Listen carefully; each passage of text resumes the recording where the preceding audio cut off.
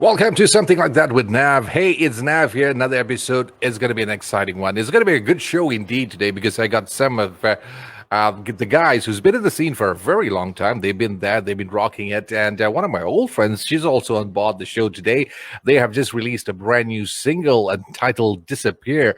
It's an amazing track. We'll talk about that in a bit from now. Of course, we are talking about Wanted Symphony and also NADHIRA. So let's bring them on board. We have Daniel, I have Ruben, and I have NADHIRA. The whole gang is down Hey here. guys. Sequence right. Hi. I'm just going to team you all up. Okay, good. Thanks for coming on board, guys. Thank you so much. It's nice to have you on board of the show. And I must for say, having before I kick things off, I must say you have an awesome track. Thank It's you. super Thank chill you out. so much. I kind of like It's the beautiful, videos. isn't it? Yeah, it's like it gives you that feel good vibe when you listen to the whole song. It's like I told you guys off air. It's like when I listen to a track, I don't listen to it in advance.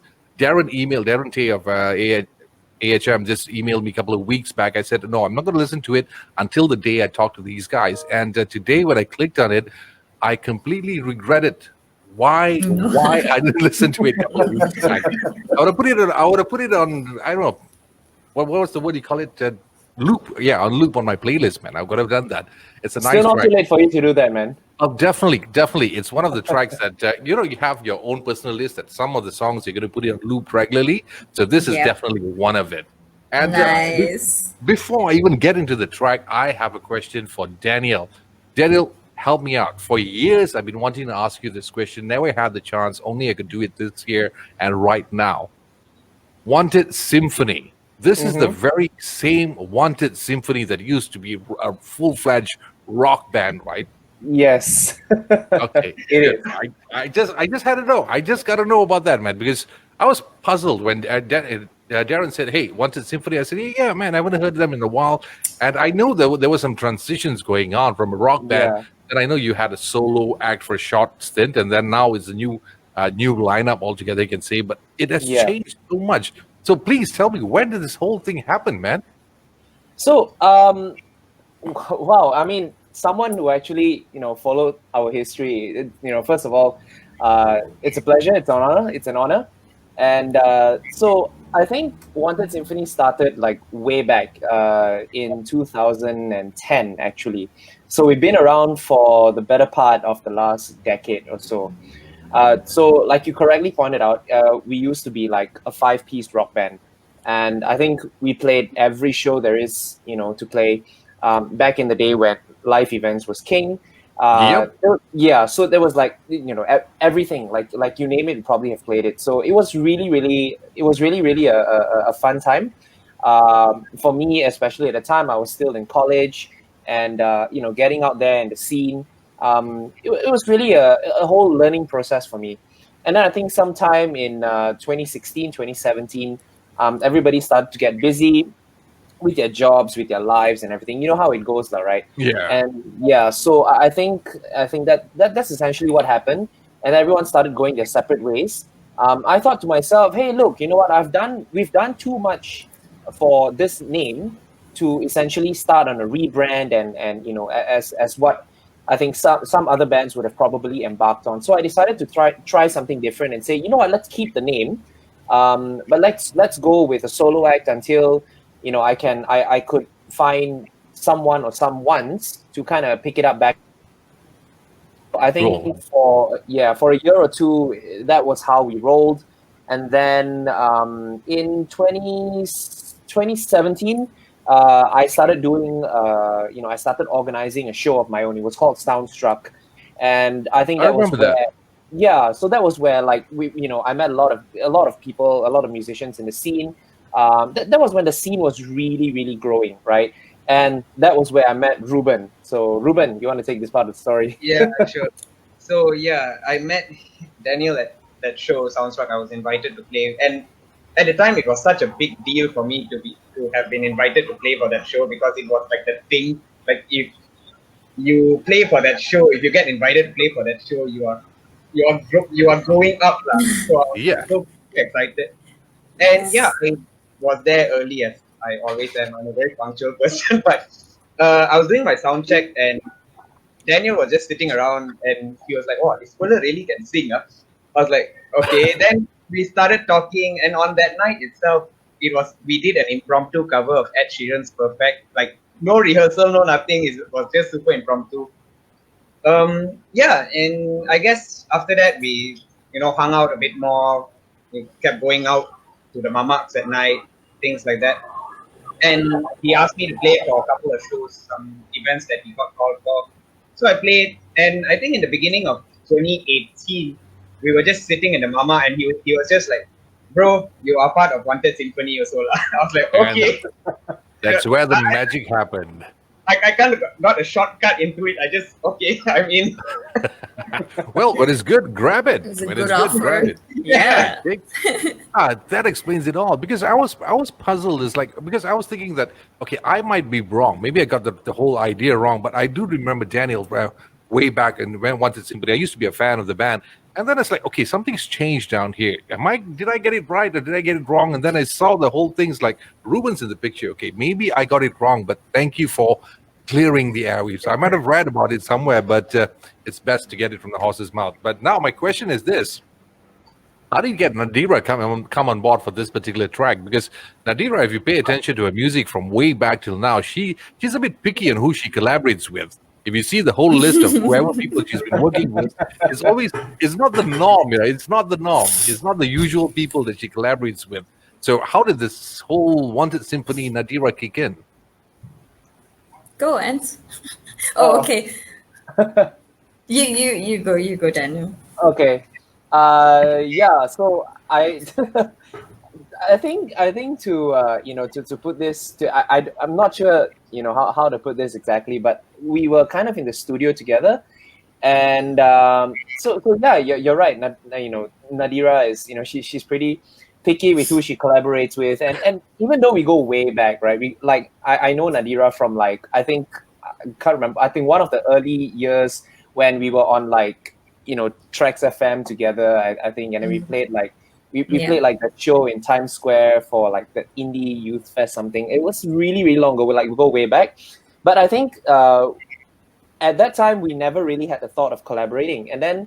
So fast forward like a few years later, I think just recently, in fact, and then we were in the studio together, and then we were going through the motions of like recording the song, doing this track and all that, and then she heard the song, and then she was like, "Oh wow, this is your song? It's like we got to do it together." I was like, "Really? Let's do it." So I'm always on for a collaboration, right? I always love to see. What other artists can bring from a creative standpoint, from an artistic standpoint, to the music that we write and turn it into something completely their own. So I have to say it's been an honor working with Nadhira on this entire process. She's been nothing but a true professional, and she's amazing at what she does. So yeah, I think Nadhira. You're too much, Daniel. Too so much. Now the price tag of the invoice goes lesser a bit, but but this wouldn't be the first time you guys are working together, right? You did a cover. I mean, some time ago, you did a cover together just for the fun of it. Yeah, we did. Mhm. That was a while back.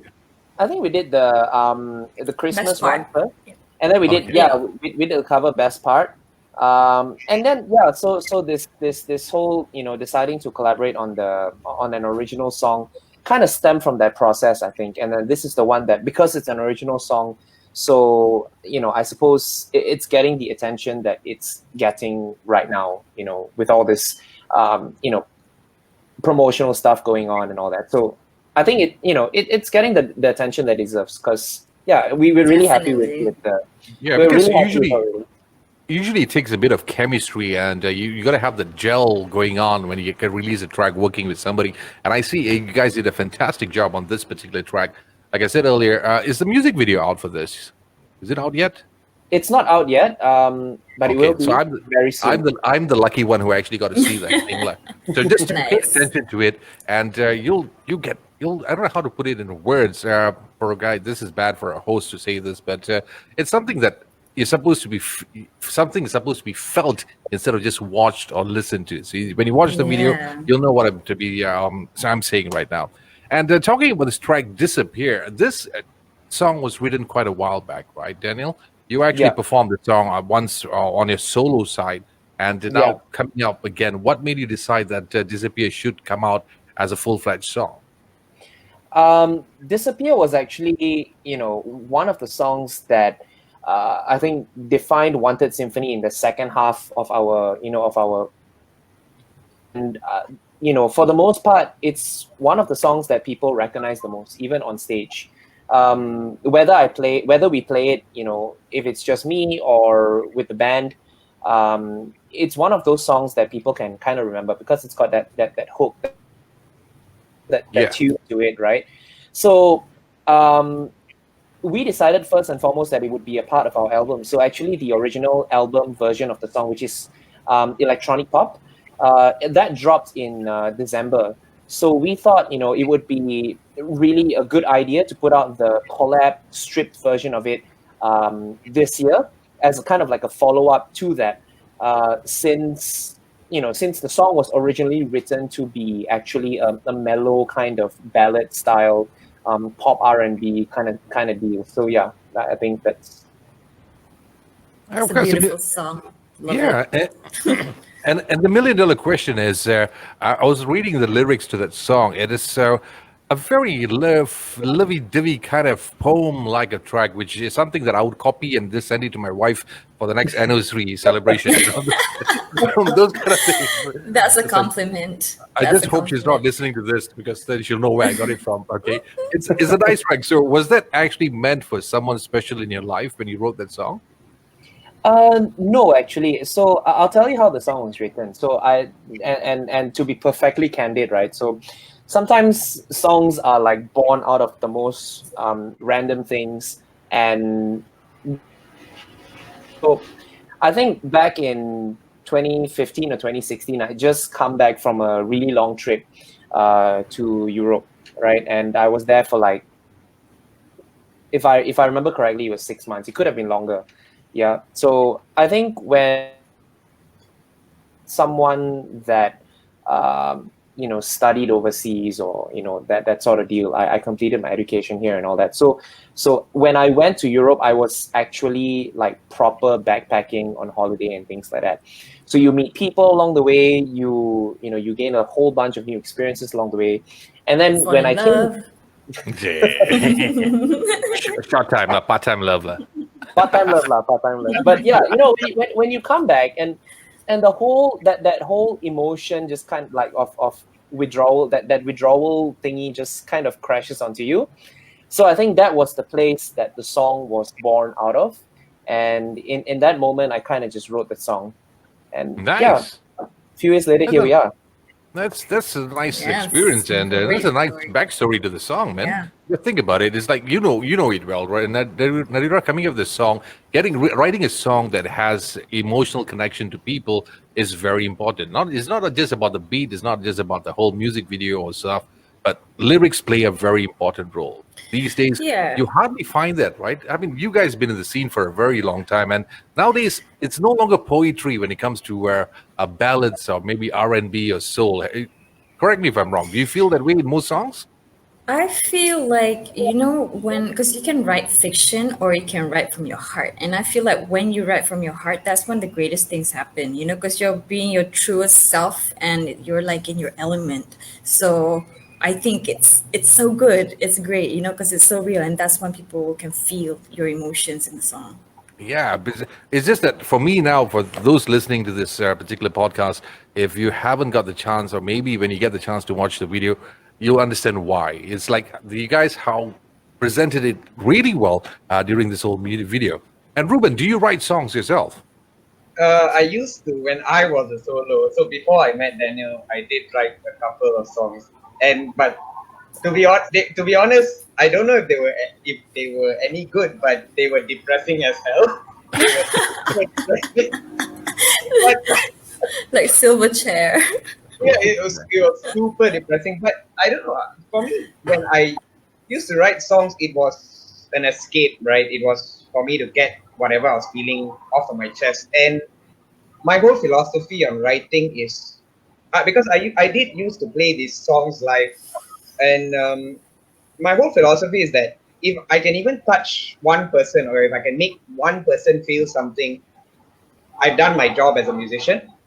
I've done my job as an artist, as a lyricist, you know. So yeah, that it was depressing because it was a coping mechanism for me, but I also hope that it helps some people get through the things that they've gone through. Yeah. But now coming into Wanted Symphony, now that you're part of Wanted Symphony right now, and the style, even for this particular single, how the trend of it, or the style of the songs, do you think that in the future, the next upcoming tracks, or maybe, I don't know, maybe the next couple of months, maybe a couple of years, do you think your style would be applicable for Wanted Symphony, or do you have to change your whole method altogether? I don't think I would have to change my whole method altogether, because the way Daniel and I, especially when we play, we gel very easily. So we both grew up in church and we played in church. So the style is somewhat similar. Daniel is a little bit more technical when it comes to piano, and it's insane trying to keep up with him. But he's easy to work with because he tries to slow down for me. But yeah, speaking on style, I don't think there's much that needs to be changed because we have similar styles. Cool, man. And for you, Daniel, the transition from being a rocker to an R&B artist, is that what you categorize your genre right now? R&B, soul, or it's hard because it's hard to find the genre for the new Wanted Symphony. It's like pretty much genreless, right? Yeah, it's because you see that's the beauty of it, right?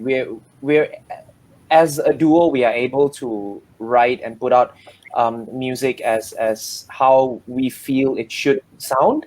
And if you really were to categorize us, I would say, acoustic pop R&B, right now. That's what we are. And I think that's where the core of it is at. And the album that we put out, the one that has 8 songs, which we actually did a staggered release of throughout 2020, and due to the pandemic and stuff, we have had to delay a lot of things. We still have 1 track left to go.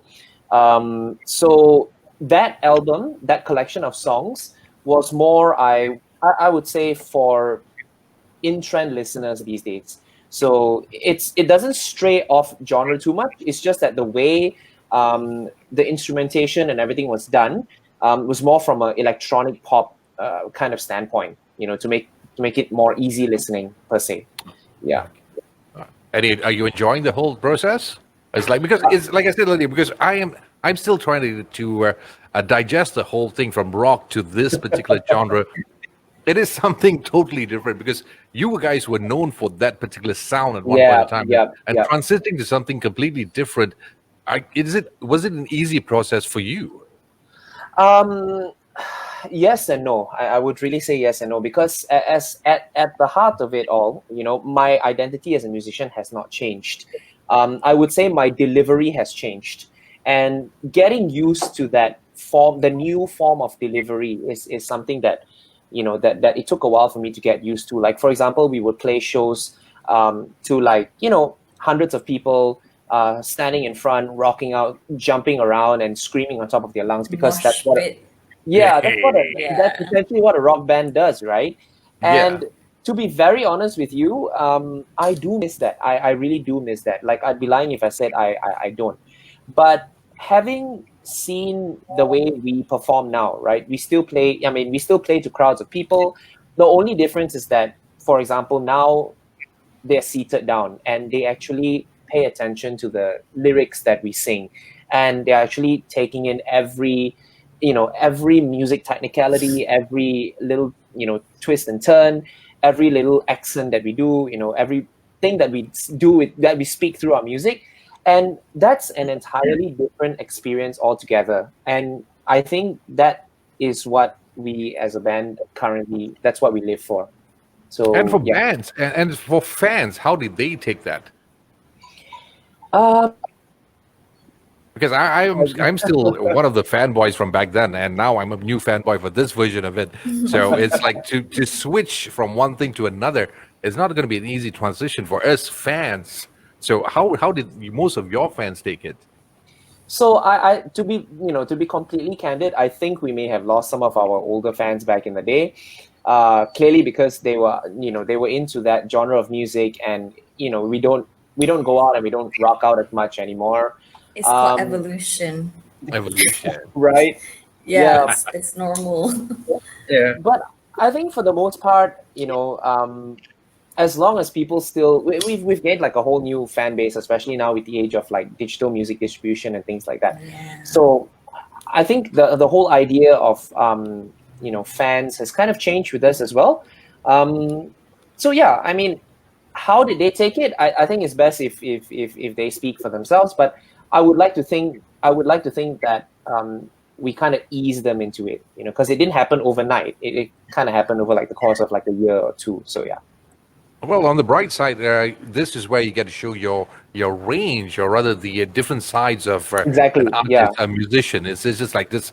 Instead of just focusing on one, you get to show people, or rather the people, your fans out there, that there are different sides to a musician. Like some of them are from R&B to rock, and even I don't know, to techno and house music. There's a Yeah. change in that.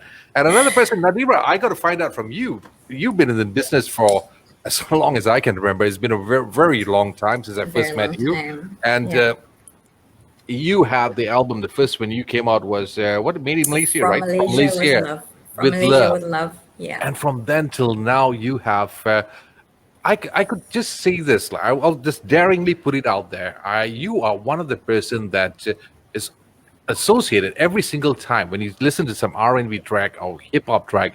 It isn't complete without Nadhira's appearance in that track in the local hip hop scene. Because whenever there's a rap scene, you got to have Nadhira there. She brings in the swag to the music. She brings in the swag to the music video. You're the only girl that I know in the hip hop scene that actually has that hip hop look or R&B look in any of the music video, and also the sounds. So Yeah, through I was the years, around. yeah, you've been there. I Yeah. mean, from the indie scene. I mean, I'm talking about RTV days and Yeah, good stuff. since And then, the bomb shelter days as well, like yeah, before what do you call it, Cypher Sunday, since those Clef and days, and Clef and all. even Yeah. Clef and Clef, and yeah, those times. Yeah, So I was just always there. yeah, you were there. So anytime to do with hip hop, hey, Nadira is definitely there. Any hip hop gigs, Nadira is always there for the hip hop scene of it. But how has that changed through the years? Are you still doing the same thing? Or I know you've evolved in your music, but are you partaking in all those kind of activities like what it used to be? Not as much, because I've decided to take a step back and let the new generation rise, and it's their time. There's so many new artists now, and they're like amazing.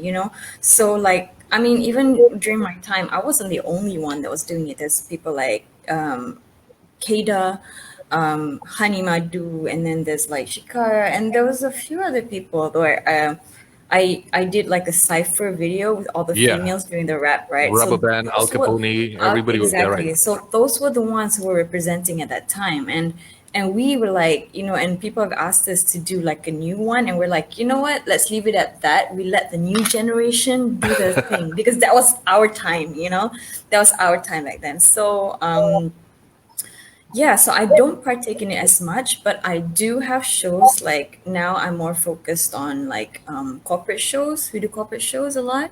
And some, like throughout the pandemic, I've had a few shows online, and like it's very separated from the hip hop scene, but it's still like in the indie scene. So I kind of like stand alone in a way, but I don't lose touch with the kids in the hip hop scene. I'm still friends with all of them. I'm friends with all the new kids. Like they all want to have a song together, but I'm like, okay, well, let's see how it goes. So it's a great scene now, and it's bigger than ever, as you can see. And It's yeah, huge. It's changed it's so huge. much. It's changed so much, exactly, and I don't see that I fit in there anymore, because even like musically, it has changed the ways, like the music sound, the stuff they write about, or even the angry side of things. So, and plus I'm much older now, like I'm less You make angry. it sound like it's been about 30, 40 years. Come I on, know. it's But It's still young, less, love. but I'm less angry now, so I No, don't like, have so much to bitch about as yeah. Plus, compared now to you like do shows 10 that years actually ago. pays, lah. Huh? Exactly. So That pays better money, lah. No, because seriously, you would know well, right, guys. When you do something on the indie scene or all those shows, you hardly get paid. Even if you Yeah. get paid, also, it's always peanuts to cover your grab fare or whatever. But Yeah. these days, when you do corporate shows, that's where the money is, right? Yeah. Back then, where But got Grab? Yeah, yeah, exactly. Your but taxi fare I was like a passport. I like to stay connected with the indie scene because I see that as a way to stay relevant in the scene still and just kind of like to still stay alive and not die. Because I feel like my soul would die if I didn't have the opportunity to keep performing, you know? So Darren knows that. So he always just like, you know, hooks me up with like the randomest That's things nice. that I've I never always done, enjoy you that. know? Yeah, Yeah, it's I fun. always enjoy that. Yeah, And also, totally. I envy checking you out on your social media page. You tend to fly in all those private jets and so on, which some of us can only dream Yeah. of, Ronila. You know, one of these days. That's my secret life. Yeah, I know. I just can't You expose know about more my of that. secret life? Yeah. Yes, yes. So just keep it that way, like don't expose that. But Totally, anyway, totally. you've also been churning out a lot of music lately. Or pretty much Yeah. like last year, you've been going on for the past 2, 3 years. You've been moving on with the tracks, and I've also noticed that there was a change in the language. You from English to Bahasa. You've been going on the Malay tracks and so on. Totally. Yeah. Totally. So, any Yeah. particular reason on that? Oh, because like I kindly finally got sick of trying to penetrate the English market or trying to like go international. And I figured like, you know, since I'm local, I gotta focus on the local stuff and I gotta start singing in Malay. I gotta start talking in Malay. I gotta connect more with like the Malay side of things. And I just felt like for me it was another growth. It was another step for me to take into. And I mean, my first Malay, it was not my first Malay song, but like my attempt to release my Malay song last year wasn't as successful as I wanted it to be. But I'm not giving up. I'm still like, you know, looking towards that direction because I feel like as an artist, that's the other way for me to grow because I feel like on the English side of things, I've done a lot of stuff. So I think I want to go back to my mother tongue and just kind of like learn it, you know, and be better at it. Yeah. Step into that side of the world. And Yeah, also, I've yeah. checked out one of your interviews that in one of the statements that you gave is like you're not so active on social media and stuff like that because you said that you no longer seek public validation and currently Yeah, you now feed your totally. soul and your Yeah. satisfaction. That's the whole idea that's going on. Do you think it's a good thing or a bad thing for with the current market of the industry itself? It depends at where your mental state is at and even your emotional state. So I think over the years, like I've been through some rough patches and I just felt like I didn't want to be out there too much. I wanted to keep more to myself and I'm more private with a lot of stuff like that goes on in my life. Like before I used to share everything. It's ridiculous the amount of things that I share. So yeah, I feel as an artist, I mean for my mental state, current mental state, it's the way to go for now. Yeah, cool. Because Yeah. the thing is, I also wanted to ask Wanted Symphony on that the importance of social media these days and bringing yourself out very much, you know, quite often and quite frequent. There's always this balance going on right now because when you don't do it, people tend to forget you. But at the same time, people are curious to look forward for more of your music and stuff that's coming out. And Yeah. if you don't do it at all, it's like it's going to be bad for some cases. But you overdo it, people are kind of get sick and tired of it. Sick and tired, So, exactly. so how does So Wanted Symphony play in this? Which side of the fence are you on? Are you more active on social media, thinking that it is a necessity for me to just go all out for that, or you just take it easy as and when and pick the right place and time to release stuff or post things? I think we've excuse me. I think we've kind of gone through the similar transition that like what Nadhira was saying just now. Like the amount of things that we used to share and post on social media is it's it's like ridiculous. it's ridiculous. Yeah, there's only one way to put it. It's like every single thing, Like no one needs to know that, or Yeah, no one like, cares. I had You know what I coffee. mean? Snap, put it in. I I had opened nasi the lemak. book Snap, put it in. So yeah, I mean, I would know, right? So I work. I currently work as I'm in a digital marketing agency. So I do a lot of part of my work involves some form of social media management for some of my clients, right? And so my experiences kind of translate into that as well. So back to the the whole band thing. back in the day we used to, post about anything and everything. But I think, today, in recent times, more than ever, it should be well, at least our approach to it should be, let our music do the talking, because I Yeah. think that's what we want to be known for, which is our music, right? Mhm. And I think we're way past the stage where we feel like, oh, you know what, we want to sell more than our music. Like now, Yeah. that's our music is literally the only thing that's carrying us, and that should be the focal point moving forward. So when we have a release, or if we feel like we'd like to share with the public, how we document our process in the studio, or if we get a show or something worth sharing, then we'll post. Yeah. We're just a bunch of regular dudes, going about our lives. So To Yeah. give, yeah, it is kind of nice because to see you guys do that. Because I was having this chat with Danny Kumari a couple of days back, even in the sense that a lot of things has been happening for during this pandemic. People yeah, tend to release too many things out. It was like too much yeah, of exposing yourself till it Yeah. comes to the point that, Yeah. hey, I need some time to miss you. Did before the pandemic, and now I'm seeing way too much of you. So I need a bit, like, come, give me, I'll take a break with that. Those kind of things going on. And a lot of artists, do you think that they are overdoing it right now? you asking us or? Yeah, your opinion. I'm asking your opinion. What your personal observation? I mean, To be I honest, mean, yeah. go Go. ahead, Nadhira. Everyone was answering. Ruben, you haven't said Wes. anything, so you fire first, Ruben. Yeah. Honestly, when if you're asking whether a lot of artists are overdoing it, I wouldn't say they are. It really depends on the audience and who your target market is. So for a certain genre of music, like what's popular now is a very mellow, chill vibes kind of songs from the people like Daniel Caesar, those kind of things. Their audience are the kind of people who also want to be very in tune with the artist, like they want to keep up to date with whatever's going on in the artist's life. So I would say it really depends on audience who you're trying to market to. So yeah, I wouldn't say they're overdoing it.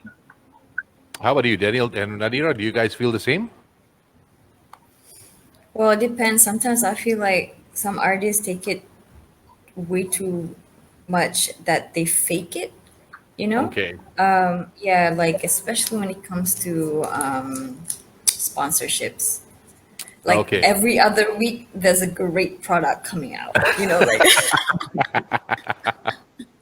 I'm like, seriously, seriously. Yeah. So I mean, so it really depends. Some people just go overboard, and I don't know. To each his own, because everybody needs to survive. So you got to do what you got to do. So yeah. Yeah, but Daniel, you be one of the best person to ask this your opinion, because you're in the digital marketing field, and it's like, is it a healthy process for these artists to do such a thing? I think it's, like Nadira said, it's to each their own, really.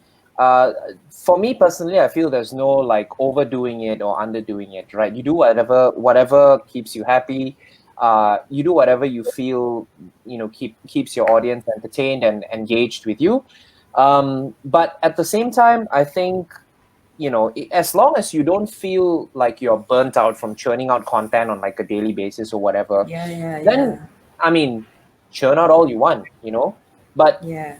to the point, if like you gotta fake it or like create drama where there's none or whatever just to get attention, then that is something that I personally don't stand for, so I think, And yeah, go ahead. sorry, and also sometimes I feel like artists, like, you live too much for your artists. No, you live too much for your audience that you forget to live for yourself, and that's when Yeah. artists get depressed.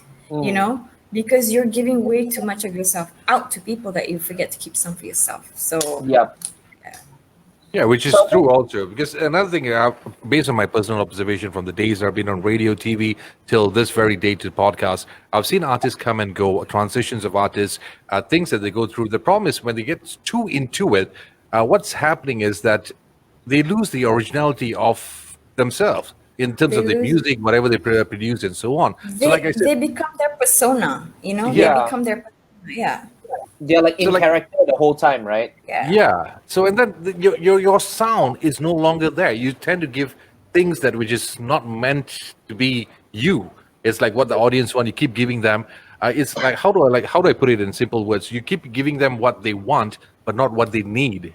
So hence the reason why I got fascinated when I heard "Disappear," because I did listen to the first track that you did, the so-called unplugged version or whichever you call it, and then I listened to the latest version of it, and I noticed the originality of the track. It felt fresh because you're not really giving in too much to the market of whatever the trend is.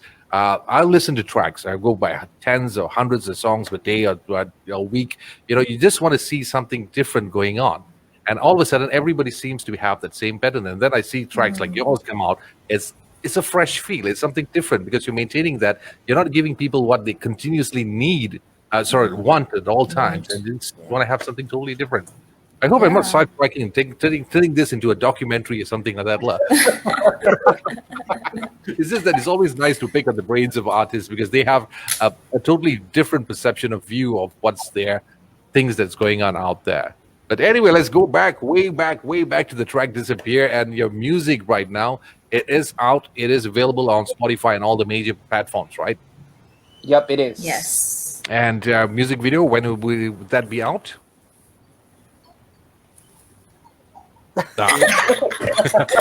think this week it'll be out. You think this week, lah? Yeah, yeah. Okay, Yeah. you hope for that, and hopefully by the time this recording goes out, which will be by Yeah. now, and you get to watch the whole thing. And the thing is, this after "Disappear," what's the plan for 2021? Because it's so unpredictable. Nobody knows what the hell is going on for 2021. But Yeah. 2020 was the struggle itself. Everyone's just surviving, right? Yeah, it's Yeah. like, okay, what do I do now? Should I go on? Should I do this, or should I just sit back before PM comes out with another statement? So, what's the plans for you guys? 2020 is repeating itself, so we're like, oh man, it's just Oh, yeah. running back. But Um, we're in a better mental state. Like we are prepared for it, so Yeah, we know what we have to go through. So prepare yourselves. I mean, like for me, my plan is like throughout this MCO, I have more time. I just set up my proper studio, and I've recorded a few songs. So my plan is to actually finish all the stuff that I didn't finish the last MCO. It's because I finally have time to finish it. Yeah. Nice. Yeah. How about you guys? So Wanted I think Symphony. that the original plan was to, get together and write a bunch of new songs. Interestingly, you brought up about Ruben songwriting as well earlier. So that was something that we'd hoped to really explore and, capitalize on, if I can say. Ruben. Unleash Ruben's side. Yeah, we got to reach deep down into that. Yeah. The Dark. core. Make sure you don't go too deep. As it is, he's coming out with a depressing track, so don't go too deep, man. It might be too dark for you to come out. What's that? Don't go too deep. If not, we'll start depressing other people. But yeah, on a serious note, I think the plan is to put out an acoustic EP this year. Yep. That's the plan. Nice. It's gonna be a bunch, Nice. like a whole bunch of like new songs, like some of the stuff that we didn't manage to put into the previous album is definitely gonna make an appearance here. And hopefully when all is said and done, we have something that two of us as a singer-songwriter duo have something to be proud of. Nice. You guys work really fast. Really? Yeah, they work fast, and like every single song of theirs is like amazing. Yeah, I could Okay. see that. I was following the timeline of your music from 2019 till today.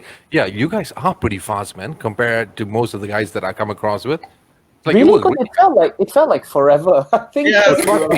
trust me, dude. I have chat with artists that comes out with songs every 3 years once, and then they say, "I'm still working on it. I'm still trying to fine tune it." So before you know it, I might have grandkids, man. Totally. Oh man, but it's good. It's good to hear that. And in case if anybody would like to follow you, since we're talking about social media or places that they would like to get in touch with you and check out all this stuff that you do professionally, not on the personal level, where do they visit? Let's start off with Daniel and Ruben. Where do they go to? Wanted Symphony. So On Instagram, we are just simply Wanted Symphony, WANTEDSYMPHONY, Wanted Symphony. On Twitter, we are the same as well. And what else? Facebook as well, same thing. Spotify, YouTube, all that good stuff. So yeah, just search Wanted Symphony. Our name will probably pop up somewhere. Nadhira, how about you? Is there any separate things, or do you still stick to one particular page? I stick to one. You can go to www.nadhiramusic.com, where you can find my Facebook, Instagram, and Twitter and all. But on all those, my handle is the same. It's Nadhira Music. There you go. You heard it. NadhiraMusic.com. That's the place you want to go to check out Nadhira's stuff, whether it's social media, music, and much, much more. And also, if you're looking for Wanted Symphony, hey, just type out Wanted Symphony and everything you need will be available. And once again, guys, before we wrap things up, I just want to say it again. It's a beautiful track, an awesome track. It's definitely so much. Thank you, Nev. Thank you so much. I really need to keep up with the times right now. I don't know what's the term they use for putting in the playlist, your Spotify playlist. Is there any special name for that, where you keep looping it? Is there any name for that? No, it's repeat. Just repeat. Okay. Yeah. So these are the songs that you need to put on repeat, especially for the year 2021. It is Disappear, brought to you especially by Wanted Symphony and also Nadhira. Please check it out. And the music video will be out pretty soon. It's a nice, touchy, sentimental, I don't know how to put it, a very emotional looking music video. All pretty bluish. That's the best I can give you. Pretty bluish. So check it out. Once again, guys, thank you so much for coming on board. It's been a great pleasure chatting with you, Daniel. It's good to chat with you also, and Ruben. At least we get to know, the fanboys get to know what happened to Wanted Symphony and how the transition took place. Thank you for enlightening us on that. Nadhira, it's good to see you after so long. Yes, thank you so much, Nav. Yeah, we gotta hopefully, catch up.